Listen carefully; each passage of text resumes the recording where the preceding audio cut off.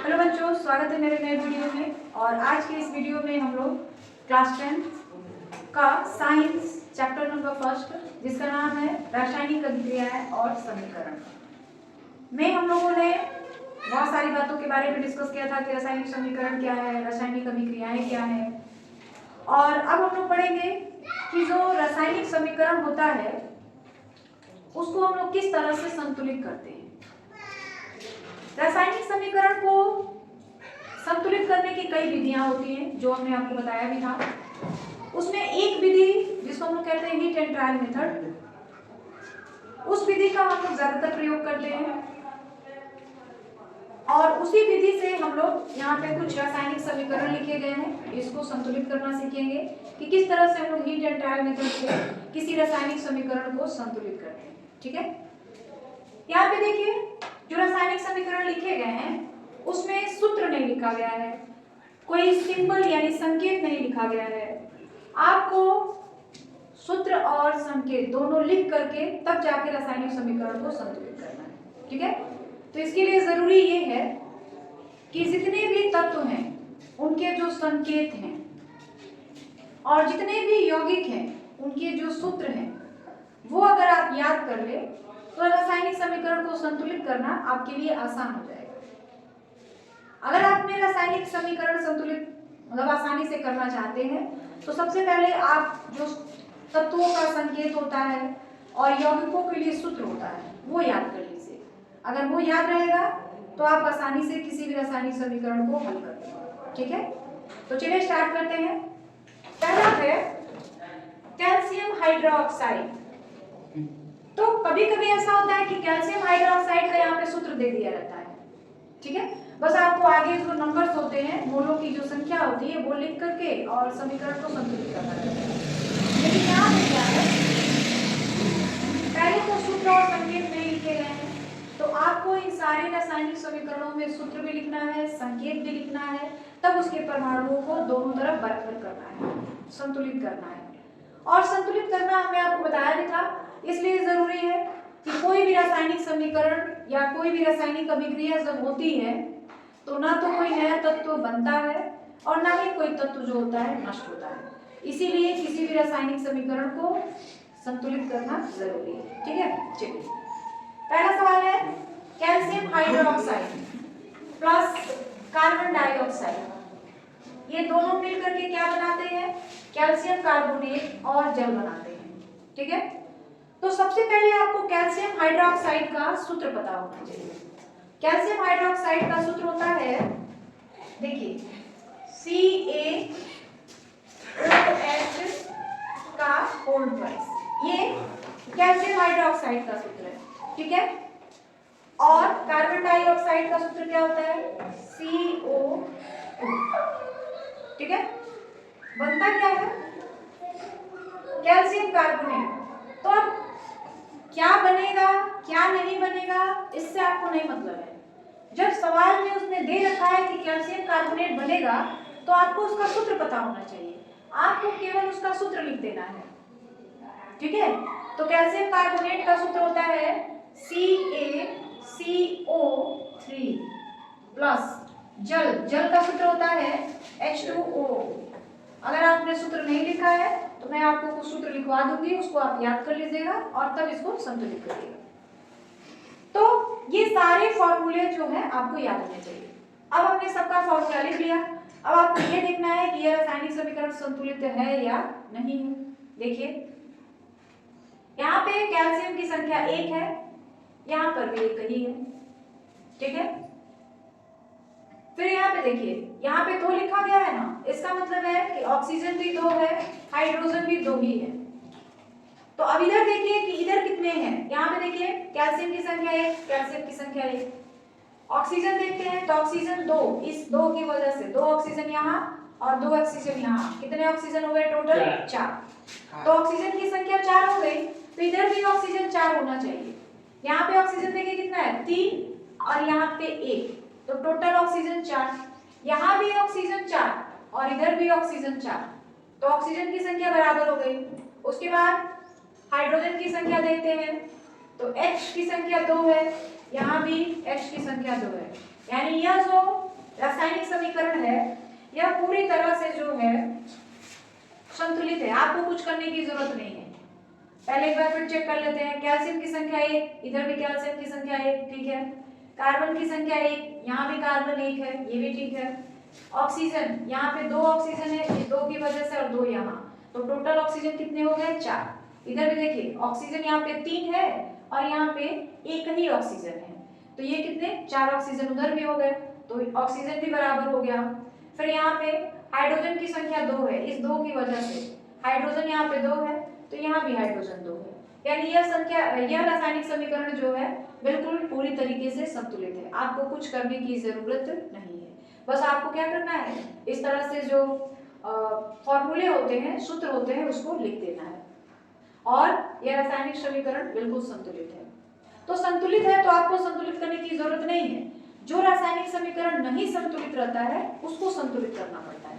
तो ये जरूरी नहीं है कि इसमें जितने भी रासायनिक समीकरण लिखे गए हैं वो सारे के सारे संतुलित ही होंगे, कुछ और संतुलित होंगे, उसको करना पड़ेगा, ठीक है। तो चलिए,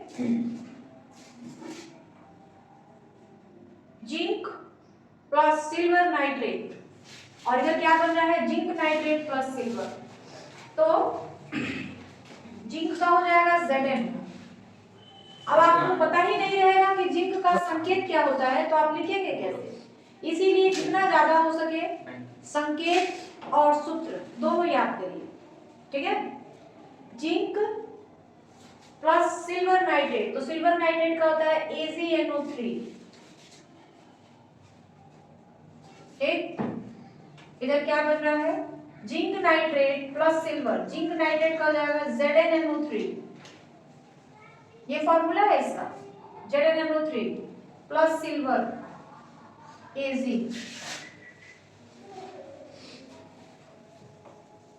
देखिए जिंक इधर 1 है, तो इधर जिंक कितना है? 1 ही है। Ag इधर 1 है, इधर कितना है? 1 ही है। NO3 की संख्या कितनी है? इधर 1, NO3 मतलब ये पूरा क्या है, इसकी संख्या 1 है, इधर भी NO3 1 ही है, तो इसको यह भी पूरी तरीके से संतुलित है। आपको ना केवल संतुलित रासायनिक समीकरण लिखना है, आपको संतुलित करने की जरूरत नहीं है। यहाँ पे केवल सबका जो है फॉर्मूला और संकेत लिखते जाना है, ये संतुलित करके पहले से ही दिया गया है, ठीक है।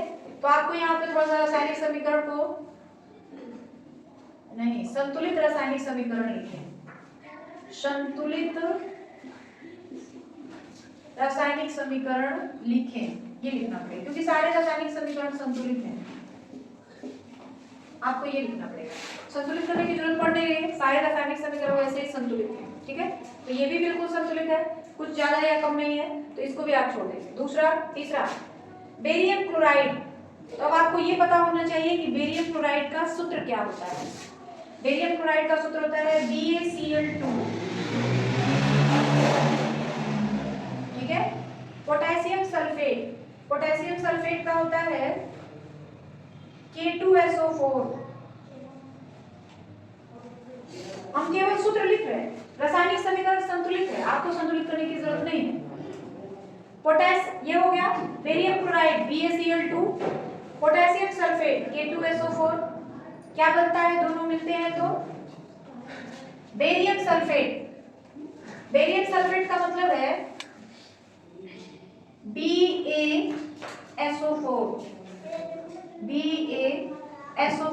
ये बेरियम सल्फेट का फॉर्मूला है, plus potassium chloride, potassium chloride का फॉर्मूला होता है KCl, ठीक है। अब देखिए इस रासायनिक समीकरण को देखते हैं कि संतुलित है कि नहीं है। तो यहाँ देखिए Ba की संख्या 1 है, यहाँ पे Ba की संख्या 1 है, संतुलित है।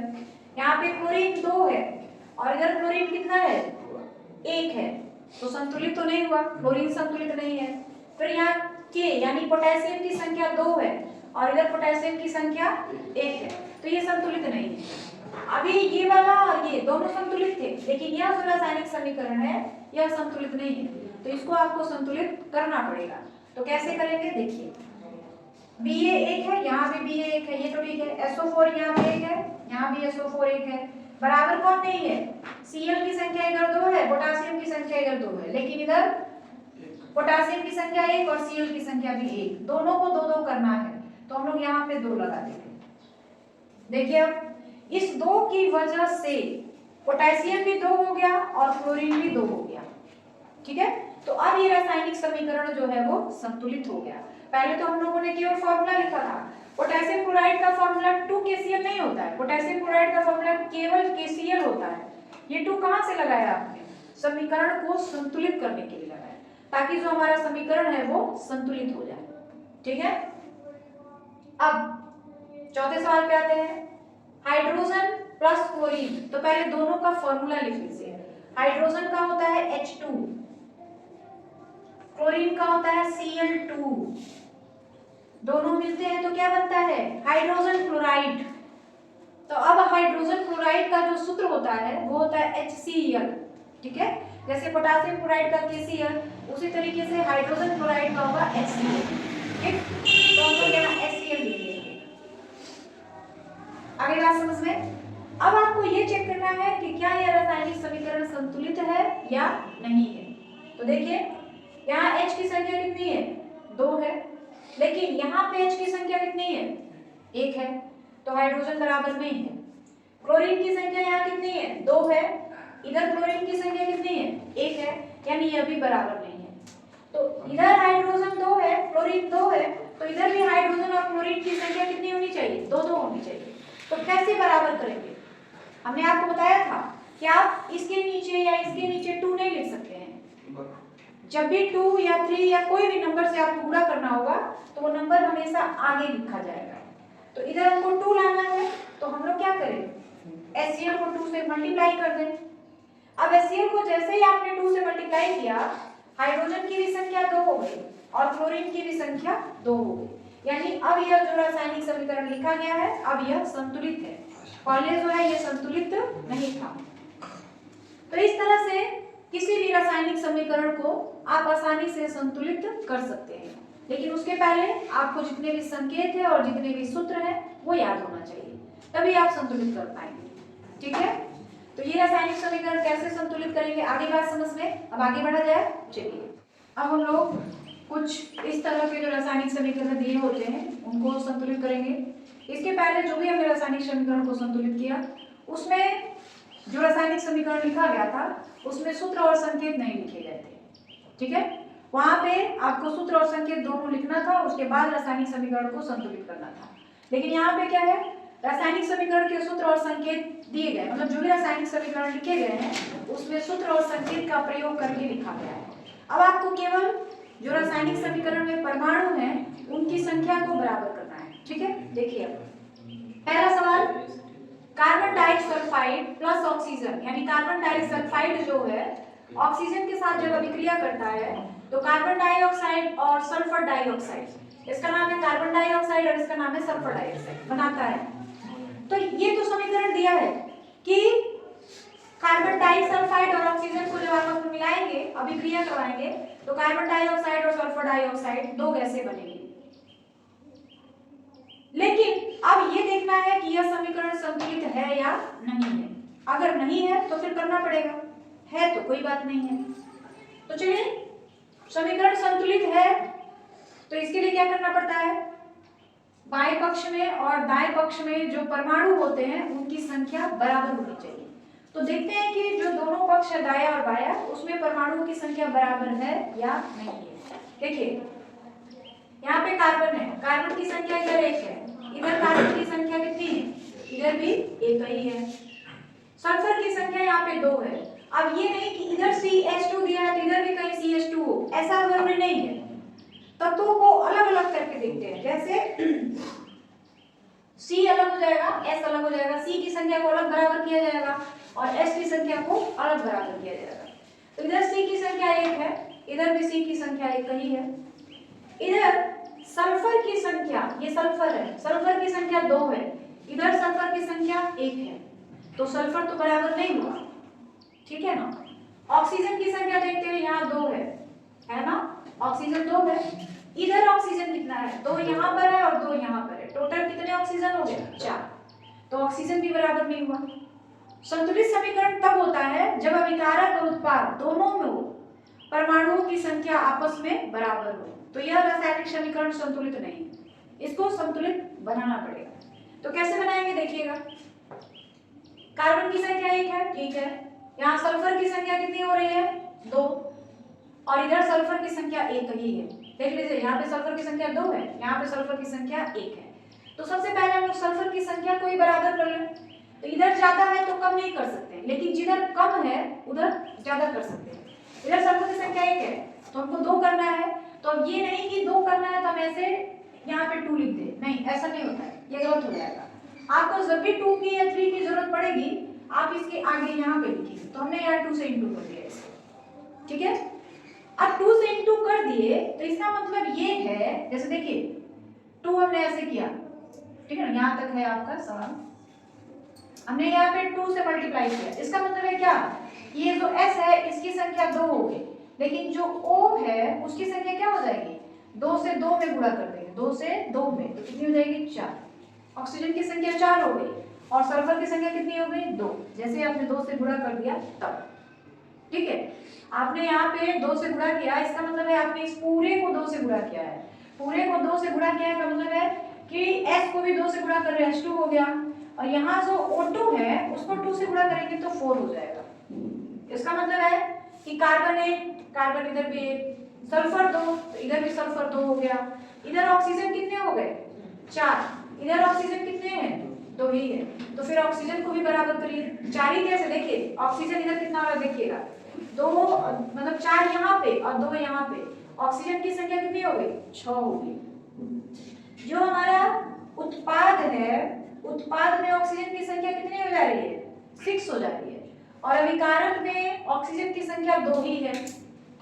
तो फिर अब ऑक्सीजन की संख्या को बराबर करिए, इधर ऑक्सीजन 6 है तो इधर भी ऑक्सीजन 6 ही रहना चाहिए। तो अब हम क्या करें, अगर यहाँ 6 से गुणा कर देंगे तो ऑक्सीजन की संख्या 6 दूनी 12 हो जाएगी, क्योंकि यहाँ O2 लिखा हुआ है ना तो ज्यादा हो जाएगा।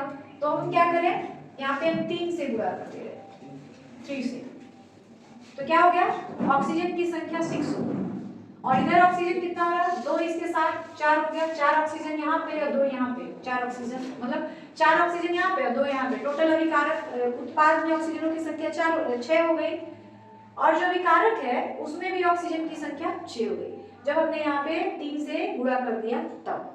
अब यह रासायनिक समीकरण पूरी तरीके से संतुलित हो गया, ठीक है।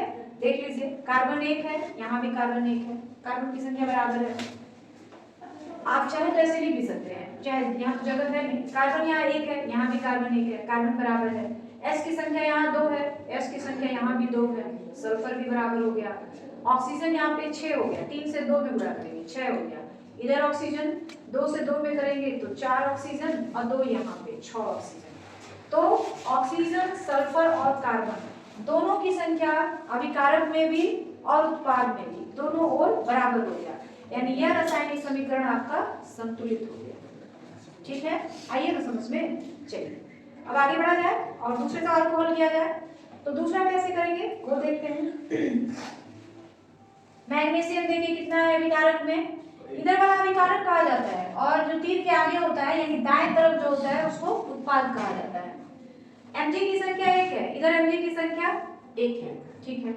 कार्बन की संख्या यहाँ 1 है अभिकारक में, उत्पाद में भी कार्बन 1 ही है। ऑक्सीजन की संख्या यहाँ पे 2 है अभिकारक में, लेकिन उत्पाद में ऑक्सीजन कितना है 1 है। तो क्या ये संतुलित हुआ? नहीं हुआ। तो आपको करना पड़ेगा। तो सबसे पहले देखते हैं कौन बराबर नहीं है। ऑक्सीजन ही नहीं बराबर है, यहाँ पे ऑक्सीजन कितना हो जा रहा है 2 और यहाँ पे ऑक्सीजन 1 ही हो जा रहा है। तो हम लोग क्या करें, इसमें 2 से गुणा कर देंगे, 2 से हमने गुणा कर दिया। जैसे ही आपने 2 से गुणा किया MgO को, इसका मतलब है कि Mg की संख्या 2 हो गई और O की संख्या भी 2 ही हो गई। अरे बात समझ में, Mg की संख्या भी 2 और ऑक्सीजन की संख्या भी 2, तो ऑक्सीजन इधर 2 है, ऑक्सीजन इधर भी 2 बराबर है, लेकिन Mg तो यहाँ पे 2 है और Mg यहाँ पर 1 है, तो क्या ये बराबर होगा? नहीं हुआ ना। तो फिर हमको इधर Mg 2 है तो इधर भी Mg को 2 करना पड़ेगा। तो Mg को 2 करने के लिए अब ये नहीं कि यहाँ पे हम 2 लगा देंगे, नहीं, ये गलत हो जाएगा। आपको Mg को यदि 2 बनाना है तो आगे यहाँ पे 2 से मल्टीप्लाई करना पड़ेगा, ठीक है ना। समझ आ रही है? अब फिर से चेक करते हैं। Mg की संख्या 2, यहाँ भी Mg की संख्या 2, कार्बन की संख्या 1, यहाँ भी कार्बन की संख्या 1, ऑक्सीजन की संख्या 2, यहाँ भी ऑक्सीजन की संख्या 2। हालांकि यहाँ पे 2 नहीं लिखा, लेकिन इस 2 की वजह से ऑक्सीजन की संख्या 2 हो जाएगी। यानी अभिकारक में जो जो परमाणु है, जितनी जितनी संख्या में है, उत्पाद में भी वही वही परमाणु है और उतनी ही संख्या में है। यानी यह रासायनिक समीकरण जो है वह क्या हो गया? संतुलित हो गया। समझ आई है? आगे बढ़ा जाए? चलिए तो तीसरे सवाल को करते हैं। तीसरा सवाल क्या है? CaC2 plus CaC2 plus H2O equal to CaOH का होल ट्वाइस प्लस C2H2 है, सॉरी यहाँ पे 2 है, C2H2 है, ठीक है। अब पहले आप चेक करेंगे कि यह रासायनिक समीकरण जो है संतुलित है या नहीं है। तो चेक करते हैं। Ca की संख्या कितनी है? 1 है। यहाँ भी Ca की संख्या 1 है, ठीक है। फिर यहाँ कार्बन देखिए, Ca का मतलब होता है कैल्शियम और केवल C का मतलब होता है कार्बन, ठीक है ना। तो Ca यहाँ 1 है, यहाँ भी Ca 1 है। कार्बन यहाँ 2 है, यहाँ भी कार्बन 2 है। हाइड्रोजन यहाँ 2 है, यहाँ पे हाइड्रोजन कितना हो रहा है देख लीजिए। O की संख्या 2, इस 2 की वजह से, इस 2 की वजह से O की संख्या 2 और H की भी संख्या 2। तो हाइड्रोजन यहाँ पे 2 हो गए और यहाँ पे भी 2 ही हो गए। तो टोटल हाइड्रोजन उत्पाद में कितने हो गए? 4 हो गए। और इधर हाइड्रोजन कितने हैं? 2 है। फिर ऑक्सीजन, यहाँ पे ऑक्सीजन एक ही है और इस 2 की वजह से यहाँ का जो ऑक्सीजन है वो 2 हो गया। यानी यह रासायनिक समीकरण जो है आपका संतुलित नहीं है। तो संतुलित करना पड़ेगा। कैसे करेंगे वो देख लीजिए। देखिए यहाँ H की संख्या 2 है और इधर H की संख्या 2 यहाँ पे और 2 यहाँ पे, टोटल कितने H हो गए? 4। तो इधर 4 हाइड्रोजन है और इधर 2 ही हाइड्रोजन है। तो इधर भी हाइड्रोजन की संख्या को आपको 4 करना पड़ेगा। तो कैसे 4 करेंगे? 4 कैसे किया जाए? यहाँ पे हाइड्रोजन की संख्या 2 है, ऑक्सीजन की संख्या 1 है, यहीं पे हम 2 से गुणा कर देंगे, ठीक है। तो यहाँ पे हमने 2 से जैसे ही गुणा किया, हाइड्रोजन की संख्या कितनी हो गई? 4 हो गई। 2 से गुणा कर देंगे इस 2 में, हाइड्रोजन की संख्या हो गई 4। ऑक्सीजन की संख्या कितनी हो गई? 2, क्योंकि जैसे ही आपने यहाँ 2 लगाए ना, हाइड्रोजन की संख्या 4 हो जाएगी और ऑक्सीजन की संख्या 2 हो जाएगी। क्योंकि यहाँ पे कुछ नहीं लिखा है तो 1 लिखा है, ठीक है। तो जब इस 2 से गुणा करोगे तो अब देखिए यहाँ पे थोड़ा सा 2H2 होगा। यहाँ तो 2 लिखा है, यहाँ 1 लिखा है। जब इस 2 से हम लोग गुणा करेंगे तो H4 हो जाएगा और 2 का 1 में गुणा होगा तो 2 हो जाएगा। आइए बात समझ में। तो कितना हो गया? हाइड्रोजन की संख्या 4 हो गई, ऑक्सीजन की संख्या 2 हो गई। इधर भी 2 यहाँ पे है, यानी ऑक्सीजन 2 हो गया, हाइड्रोजन भी 2 हो गया। अब यह रासायनिक समीकरण जो है वो संतुलित हो गया, ठीक। उसके बाद NH3 plus O2 is equal to N2 plus H2O, इसको संतुलित करना है। तो पहले चेक कर लीजिए कि यह रासायनिक समीकरण संतुलित है या नहीं है। तो चेक करते हैं। नाइट्रोजन की संख्या 1 है, यहाँ पे नाइट्रोजन की संख्या 2 है, तो संतुलित है? नहीं है। हाइड्रोजन की संख्या यहाँ 3 है और यहाँ पे हाइड्रोजन की संख्या 2 है, तो हाइड्रोजन भी नहीं संतुलित हुआ। ऑक्सीजन यहाँ पे 2 है, यहाँ पे ऑक्सीजन 1 है, तो ऑक्सीजन भी नहीं संतुलित है। अब इसको संतुलित करना पड़ेगा। एक के चक्कर में ना सबको संतुलित करना पड़ता है। एक को सही करिए, उसकी वजह से सब खराब हो जाते हैं, तो अब सबको करना पड़ता है। तो देखिए कैसे करेंगे। सबसे पहले यहाँ पे नाइट्रोजन की संख्या कितनी है? 1 है और यहाँ पे नाइट्रोजन की संख्या आपके पास 2 है। तो हम लोग क्या करें, अगर यहाँ हम लोग 2 से गुणा करते हैं, 1 मिनट देखिए, अगर हम यहाँ पे 2 से गुणा करते हैं, मान लीजिए हमने यहाँ 2 से किया, ठीक है। 2 से करेंगे तो क्या हमारा रासायनिक समीकरण संतुलित हो जाएगा? देखते हैं। 2 से करेंगे तो नाइट्रोजन तो 2 हो गया, हाइड्रोजन कितना हो गया? 6, ठीक है। तो इधर हाइड्रोजन कितना है? 2 ही है।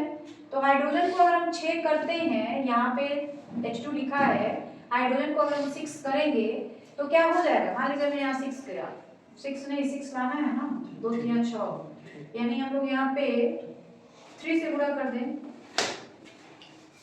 3 से मान लीजिए, देखो पहले यहाँ से 3 से हमने कर दिया तो हाइड्रोजन की संख्या 6 हो गई, ऑक्सीजन की संख्या 3 हो गई। इधर O2 पहले से दिया है, ऑक्सीजन की संख्या इधर कभी भी 3 आप बना पाएंगे? नहीं बना पाएंगे, इसलिए कि ये तो पहले से 2 है, अगर उसमें 2 से गुणा करेंगे तो 4, 4 से गुणा करेंगे तो 8, 3 से गुणा करेंगे तो 6। तो आप ये चीज नहीं कर सकते हैं। ये हीट आपको किसी नंबर से गुणा कर करके चेक करना पड़ेगा कि सही हो रहा है या नहीं, यानी यह चीज पॉसिबल नहीं, ये नहीं हो पाएगा। ठीक है, अब किसी दूसरे नंबर से गुणा करते हैं। 2 से हमने किया, नहीं बराबर हुआ। अब थोड़ा 4 से करके देखा जाए बराबर होता है कि नहीं। ठीक है, तो यहाँ पे नाइट्रोजन 2 है, हमने यहाँ 4 से गुणा कर दिया। 4 से गुणा करने का क्या मतलब है? यहाँ पे आपने 4 ऐसे लिखा है ना, NH3, यहाँ पे कुछ नहीं है तो 1 माना जाता है। यानी जब 4 से गुणा करेंगे तो नाइट्रोजन की संख्या कितनी हो गई? 4, और हाइड्रोजन की संख्या कितनी हो गई? 4 3 12। ठीक है, हाइड्रोजन के नीचे 3 लिखा है ना, तो 4 से 3 में गुणा करेंगे तो हाइड्रोजन 12 हो गया, नाइट्रोजन 4 हो गया। तो अब इधर भी वही काम करना है कि नाइट्रोजन 4 करिए और हाइड्रोजन को 12 करिए, तभी तो संतुलित होगा। तो उसके लिए हम लोग क्या करेंगे, नाइट्रोजन तो पहले दे रखा है 2 उसने, आपको 4 बस करना है क्योंकि इधर नाइट्रोजन 4 है। तो यहाँ पे हम लोग किससे गुणा करें कि नाइट्रोजन की संख्या 4 हो जाए? 2 से। 2 से हमने कर दिया, नाइट्रोजन की संख्या 4 हो गई, इधर नाइट्रोजन 4 हो गया, नाइट्रोजन बराबर हो गया, इसका कहानी खत्म। अब हाइड्रोजन को देखना है, हाइड्रोजन की संख्या इधर कितनी है? बोलिए, 12 है। तो इधर भी हाइड्रोजन यहाँ पे है, किसी भी तरीके से इसको 12 करिए, तो किससे गुणा किया जाए?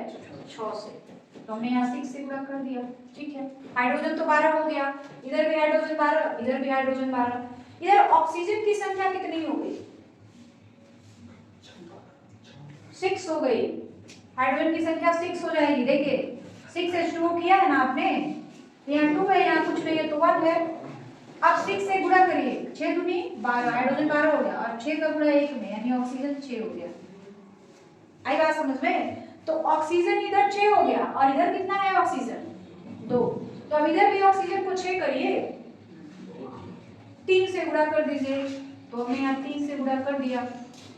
अब थोड़ा सा चेक कर लिया जाए कि संतुलित है कि नहीं। देखिए नाइट्रोजन 4, यहाँ भी नाइट्रोजन 4, नाइट्रोजन की संख्या बराबर, हाइड्रोजन की संख्या 12, इधर भी 6 दूनी 12, हाइड्रोजन भी बराबर, ऑक्सीजन की संख्या 6, यहाँ पे इस 6 की वजह से ये ऑक्सीजन 6 हो गया। तो ये रासायनिक समीकरण अब संतुलित हो गया। कोई दिक्कत है? देखिए बेटा, कोई भी चीज जब आप पहले पहले करेंगे तो परेशानी तो होगी। अब इस परेशानी को खत्म करने का यही तरीका है कि आप जितना ज्यादा से ज्यादा हो सके रासायनिक समीकरण को संतुलित करिए, चाहे वो आपकी एनसीईआरटी की बुक हो, चाहे किसी और राइटर की, मतलब कोई भी बुक हो, उसमें अगर रासायनिक समीकरण दिया है तो आप उसको बनाइए, प्रैक्टिस करिए, संतुलित करिए। अभी आपके लिए नया है, धीरे धीरे जितना रासायनिक समीकरण को आप संतुलित करेंगे ना, आपका उतना प्रैक्टिस होता जाएगा और आपको अच्छी तरीके से आ जाएगा कि वो किस तरह से रासायनिक समीकरण को संतुलित करते हैं। ठीक है, आगे बढ़ा जाए। अगला सवाल है Al plus HCl AlCl3 H2। अब चेक करना है कि ये संतुलित है कि नहीं है, नहीं होगा तो करना पड़ेगा।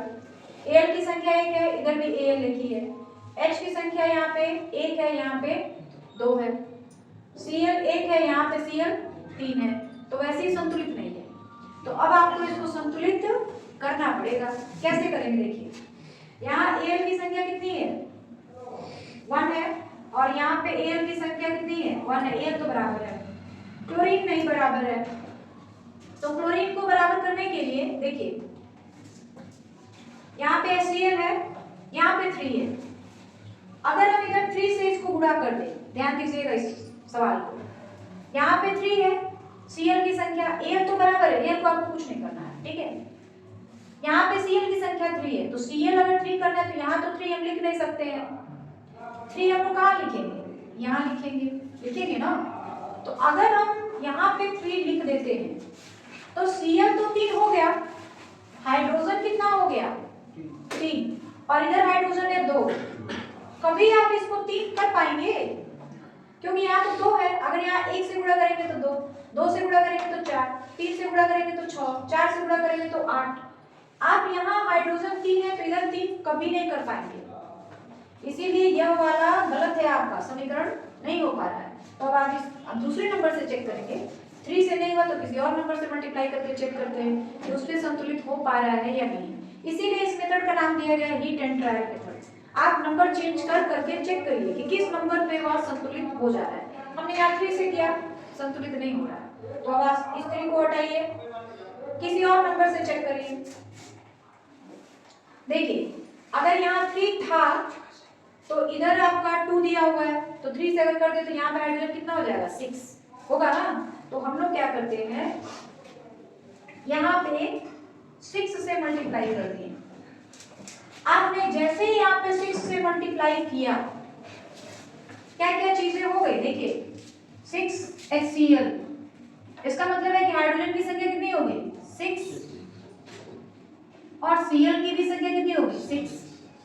ठीक है, तो यहाँ हाइड्रोजन 6 है तो इधर भी हाइड्रोजन को 6 करेंगे, तो यहाँ कितने से गुणा करें कि हाइड्रोजन की संख्या 6 हो जाए? 3 से। तो हमने यहाँ 3 से कर दिया, हाइड्रोजन तो 6 हो गया। अब क्लोरीन यहाँ पे कितना हो गया? 6 हो गया। तो इधर क्लोरीन कितना है?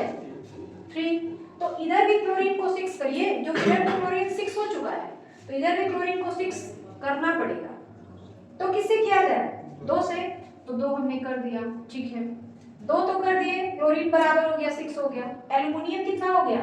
2, और इधर एल्युमिनियम कितना है? 1, तो इधर भी आपको एल्युमिनियम को 2 करना पड़ेगा। तो क्या करें? 2 से गुणा कर दे, तो 2 यहाँ नहीं, यहाँ लगाना है। आइए बात समझ में। तो इस तरह से यह जो रासायनिक समीकरण है वो आपका संतुलित हो गया। देखो बेटा, मैं बार बार कह रही हूँ कि जितना आप प्रैक्टिस करेंगे ना उतना आपको समझ आएगा। प्रैक्टिस नहीं करेंगे, सोचेंगे 2-4 सवाल लगा ले हमारा आ गया, नहीं हो पाएगा। जितना ज्यादा प्रैक्टिस करेंगे, जितना ज्यादा सवाल लगाएंगे उतना आपको अच्छा होगा, उतनी जल्दी आप सीख जाएंगे। ठीक है ना। चलिए 6वें पे चला जाए। देखिए सल्फर की संख्या 1 है, यहाँ भी सल्फर 1 है, सल्फर तो बराबर है। ऑक्सीजन यहाँ 2 है, यहाँ ऑक्सीजन कितना है? 1 ही है, ऑक्सीजन नहीं बराबर है। अच्छा सल्फर यहाँ पे देखिएगा, 1 यहाँ और 1 यहाँ, 2 सल्फर हो रहा है, इधर सल्फर 1 ही हो रहा है, बराबर में। कुल मिला के कहने का मतलब ये है कि यह जो समीकरण है वह संतुलित नहीं है, आपको करना पड़ेगा। तो कैसे करोगे? देख लीजिए क्या किया जाए। इधर हाइड्रोजन की संख्या कितनी है? 2 है, इधर भी हाइड्रोजन की संख्या कितनी है? 2 ही है, हाइड्रोजन तो बराबर ही चल रहा है। सल्फर की संख्या, सल्फर यहाँ पे और यहाँ पे सल्फर कितने हो गए? 2 हो गए, और इधर सल्फर हमारे पास 1 ही है, तो क्या किया जाए? देखिए ऑक्सीजन यहाँ पे 2 है और यहाँ पे ऑक्सीजन 1 है, तो पहले ऑक्सीजन को ही बराबर कर ले। यहाँ पे सल्फर ऑक्सीजन 2 हो गया। हाँ देखिए ऑक्सीजन यहाँ पे 2 है ना, यहाँ पे ऑक्सीजन की संख्या कितनी है? 1 है, तो यहाँ पे ऑक्सीजन को 2 करना पड़ेगा। तो यहाँ पे जब ऑक्सीजन को 2 करोगे तो क्या यहाँ 2 लिख दें? नहीं, ये गलत हो जाएगा। 2 कहाँ लिखा जाएगा? इसके आगे लिखा गया। ऑक्सीजन इसकी वजह से 2 हो गया, लेकिन हाइड्रोजन कितना हो गया? 4, तो फिर इधर भी हाइड्रोजन को 4 बनाइए। हाइड्रोजन को यहाँ भी 4 करना पड़ेगा ना, तो यहाँ पे किससे गुणा किया जाए? 2 से, तो हमने 2 से कर दिया। हाइड्रोजन कितने हो गए? 4, इधर भी हाइड्रोजन हो गए 4, ऑक्सीजन यहाँ 2, यहाँ भी ऑक्सीजन 2, सल्फर कितने हो गए? ये देखिए यहाँ पे सल्फर कितने हैं? 2 है, और यहाँ पे सल्फर कितने हैं? 1 है, यहाँ पे सल्फर कितना है? 1, तो 2 सल्फर यहाँ पे और 1 सल्फर यहाँ पे, टोटल कितने सल्फर हो गए? 3। अरे 2 सल्फर यहाँ पे और 1 सल्फर यहाँ पे, तो 3 ही सल्फर हुए ना। और इधर सल्फर कितना है? 1, तो इधर 3 सल्फर, इधर 1 सल्फर, तो इधर भी 3 करिए। कैसे होगा 3?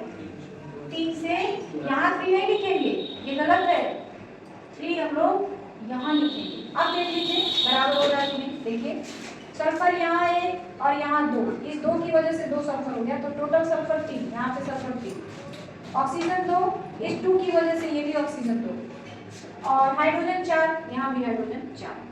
ये देख लेते हैं थोड़ा सा। देखिए यहाँ पे हाइड्रोजन की संख्या कितनी है 2, यहाँ पे हाइड्रोजन की संख्या 2, ऑक्सीजन की संख्या देखिए यहाँ पे 2 है और यहाँ पे 2 और यहाँ पे 1, टोटल 3 हो गया। सल्फर की संख्या 1, यहाँ पे सल्फर की संख्या 1। तो इसको कैसे करो, देखिए यहाँ पे सल्फर तो 1 है, यहाँ भी सल्फर 1 ही है, 2 ऑक्सीजन यहाँ पे, हम क्या कर रहे हैं यहाँ पे 2 से इंटू कर रहे हैं, ठीक है। हमने जैसे ही यहाँ पे 2 से इंटू किया, सल्फर की संख्या कितनी हो गई, सल्फर की संख्या 2 हो गई।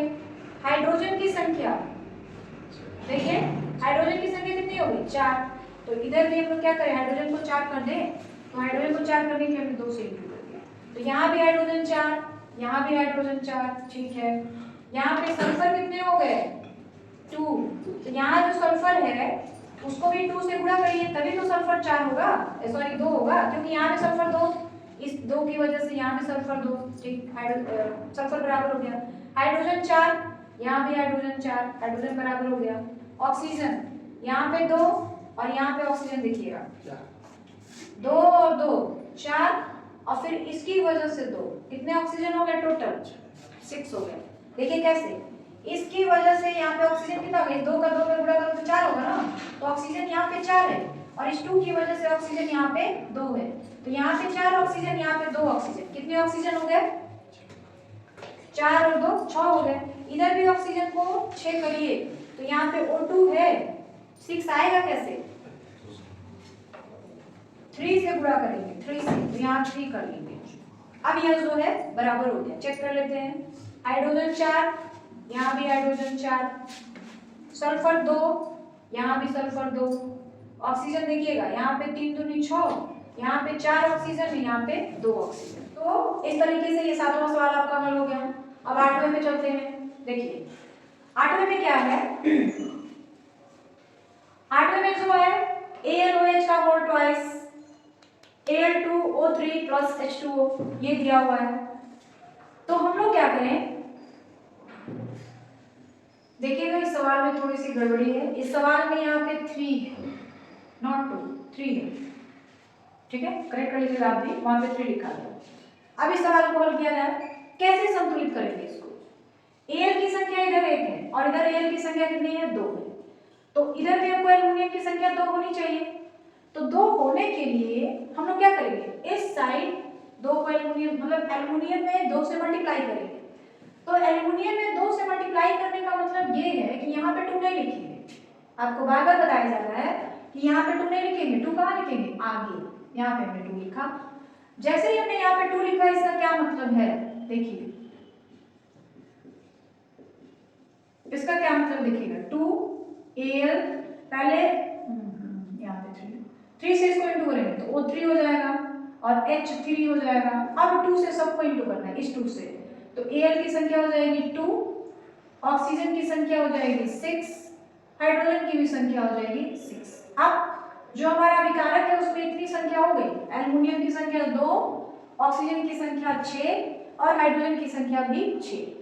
कैसे हो गया, इस 2 की वजह से आपने इधर उत्पाद में एल्युमिनियम 2 है, इधर भी एल्युमिनियम को 2 करने के लिए आपने यहाँ पे 2 से गुणा कर दिया, जैसे ही आपने 2 से गुणा किया ये सारा जो है चेंज हो गया और इस तरह का हो गया, हालांकि लिखेंगे नहीं उसको, जो लिखा है वही रहेगा, बट आपको समझना ऐसा है इधर एल्युमिनियम 2 हो गया, ऑक्सीजन 6 हो गया, हाइड्रोजन भी 6 हो गया।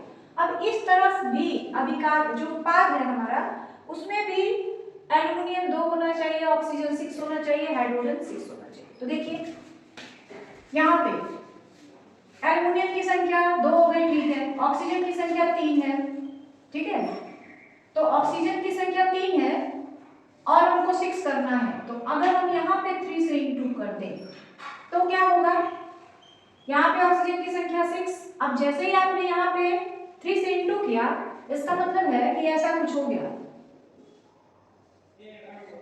हाइड्रोजन की संख्या 6, ऑक्सीजन की संख्या 3, ऐसा हो गया। तो हाइड्रोजन 6 होना चाहिए क्योंकि इधर पे 6 है, तो हाइड्रोजन 6 हो गया।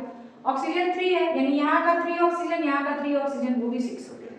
तो इस तरीके से हमारा जो रासायनिक समीकरण है वो संतुलित हो गया। ठीक है, देखिए एल्युमिनियम 2, यहाँ भी 2, इधर ऑक्सीजन 6, यहाँ भी 6, इधर हाइड्रोजन 6, तो यहाँ भी 6। इस तरीके से आपका रासायनिक समीकरण जो है संतुलित हो गया। ये बाकी के 2 सवाल आपके लिए हैं जो आप होमवर्क के तौर पे इसको नोट करिए और इसको करके कमेंट बॉक्स में जरूर बताइएगा कि आपने इसको सॉल्व किया या नहीं। ठीक है, नहीं होगा तो फिर हम बताएंगे कमेंट में। और आज की वीडियो में बस इतना ही, बाकी हम लोग कल के वीडियो में जानेंगे। और वीडियो के लास्ट में मैं यही कहना चाहती हूँ कि अगर आपको हमारे वीडियोज अच्छे लगते हैं तो प्लीज़ हमारे चैनल को सब्सक्राइब कर लीजिए, ताकि जो भी वीडियो डाले जाए उसका नोटिफिकेशन आपको समय से मिल जाया करे। और वीडियो को जितना ज़्यादा हो सके लाइक करें, शेयर करें, कमेंट जरूर करें कि किस तरह से हम लोग अपने वीडियो को, अपने जो चैनल है उसको हम लोग और आगे तक ले जा सकते हैं। इस वीडियो के अंदर जो भी कमियां हो उसे जरूर बताएं ताकि उसे दूर किया जा सके।